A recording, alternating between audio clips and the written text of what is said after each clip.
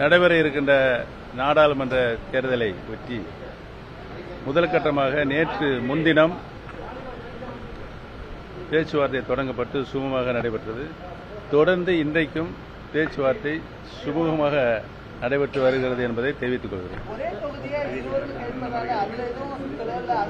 அது ஒரே தொகுதியை கூட்டணியில் இது ஒரு மெகா கூட்டணி. கேள்வி கேட்டு அங்கிட்டு திரும்பிட்டீங்க. ஒரு கேள்வியா கேளுங்க.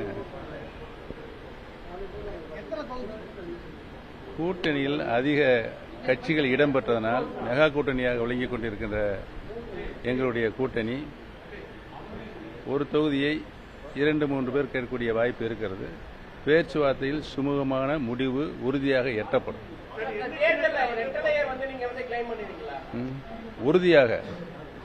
உறுதியாக நான் கிளைம் பண்ணுவேன். உறுதியாக இரட்டை சின்னத்தில் கிடைக்கும். நாங்கள் அந்த சின்னத்தில் நிற்போம்.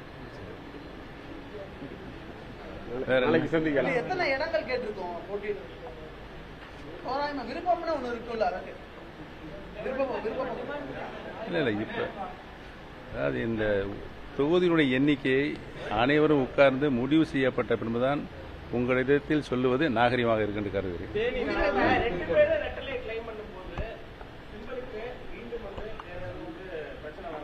முடிவு இந்திய தேர்தல் ஆணையத்திலும் இருக்கிறது.